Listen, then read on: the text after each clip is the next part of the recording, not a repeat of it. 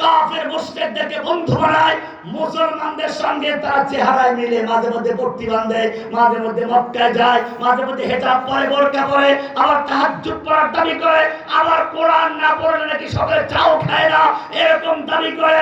কিন্তু জেনে রাখো আল্লাহ রাব্বুল আলামিন বলছেন সূরা নিসা 61 নম্বর আয়াত, এদেরকে আল্লাহ বলেছেন ওয়াইদা কিলা লাহুম তাআলাউ ইলা মা আনজালাল্লাহু ওয়া ইলার রাসূল। হে নবী, এই লোকগুলো যারা দাবি করে কোরআন মানে, আয়াত মানে, আল্লাহ মানে, আখিরাত মানে, হজ করে, নামাজ পড়ে, রোজা রাখে, দাবি করে একেবারে আল্লাহ রাবে আবশ্রী হয়ে গেছে, যুগের রাবে আবশ্রী দাবি করে।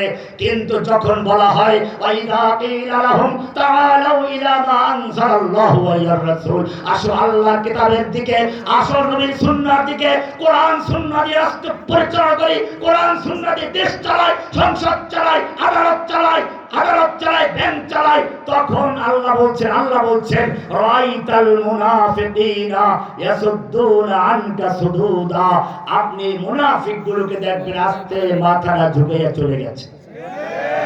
কে বলেছেন? এটা মুনাফিক কোরআনে উল্লেখ করা আছে 4 নম্বর সূরা নিসা 61 নম্বর আয়াত।